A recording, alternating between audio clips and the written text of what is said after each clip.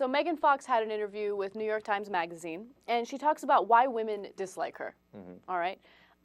She talks about how she's too pretty to be liked by women. All right. Women tear each other apart. Girls think I'm a slut, and I've been in the same relationship since I'm 18. The problem is, if they think you're attractive, you're either stupid or a whore or a dumb whore. The instinct among girls is to attack the jugular. Yeah, not buying it. I'll tell you why. Not that her statement is incorrect. It's that her statement is incorrect about her. I agree, yes. Okay, I mean, what did she ever do to claim that she's smart? Like, can you be hot and smart? Of course! Is Megan Fox hot and smart? It doesn't appear so. You know, it wasn't very smart to attack the one guy who made your career and call him a Nazi, you know, about Michael Bay, right? And then other comments that she's made in magazines are, you know, ridiculous. So I'm not asking you, like, it's you know what it is? It's a BS defense of herself. It makes herself feel better. Oh, they just call me stupid because I'm hot. No, they call you stupid because you say stupid things. I mean, so now the second part of that is about her second persona. Her alter ego. Yeah, and what's that about, Anna? She says, when I sit down to talk to men's magazines, there's a certain character I play. She's not fully fleshed out, she doesn't have her own name, but she shows up to do men's magazine interviews. There's something so ridiculous about always being in your underwear in those magazines, and you know the interview is going to run opposite those pictures. So there's a character that talks to all of them. All right, that makes me dislike her more, because you're telling me that what you've been selling is a load of crap. Now, I mean, I'm savvy enough to understand that that was the case from the beginning, but this is basically her saying, yeah, all that stuff that you read in the magazines, I'm just doing it because I think you want to hear it, and I think you're, you know, not that bright, and you won't pick up on my character that I'm playing. So all that stuff that she talks about, how she loves sex, and she's a lesbian, and she's this. She basically admits that it's BS. Yeah, she's admitting that she's 100% full of crap. And honestly, I don't think that's a smart career move, okay?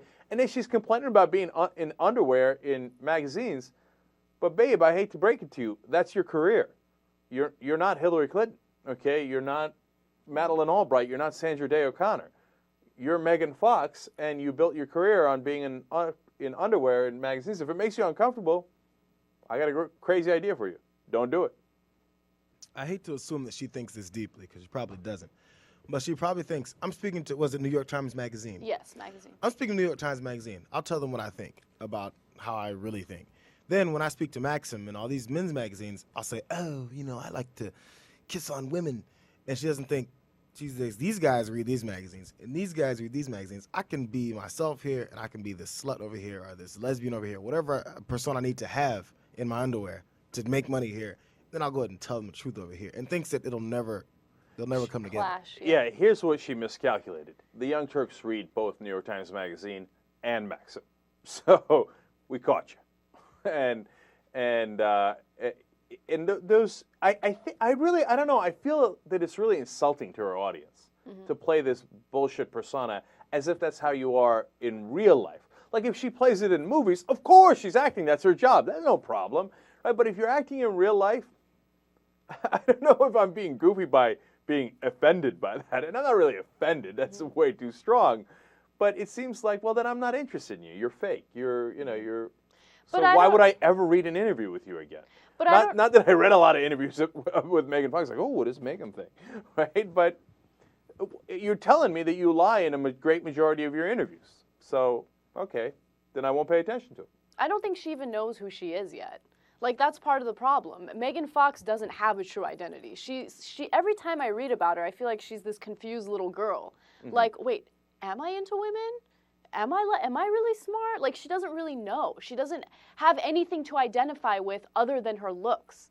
So she's always struggling to show people that she has this identity, but she doesn't even know what that identity is. And and she's wildly insecure too, and she doesn't know. So she wants to prove that she's smart, but she doesn't quite know how to. And it happens. It's common. And look, the women that I named who are smart, Hillary Clinton, Sandra Day O'Connor, etc. You might say, hey, Jen, why don't you name, if you think there are hot and smart women, why don't you name them? Boom. How about Ashley Banfield? Okay? Obviously attractive, and I couldn't respect her more. Okay, Anna, you win. You too. Just calm down. She's like, yeah, yeah, all right, okay, fine. Not really. I was waiting for another name. I was wondering if there was anyone else. Oh, I'm sure there are. I mean, look, I think Katie Couric is attractive. I respect. She's actually one of the few people I respect in the media, which is funny, but true. And you know, Natalie Portman, Harvard grad. Right. Kate Winslet. You know, if you want to talk about actresses that are smart, et cetera, et cetera. So, all right, that list is obvious and long. Okay, let's move on. If you like this little clip, you'll love the whole show. It loops 24/7 on theyoungturks.com. Go and check it out right now.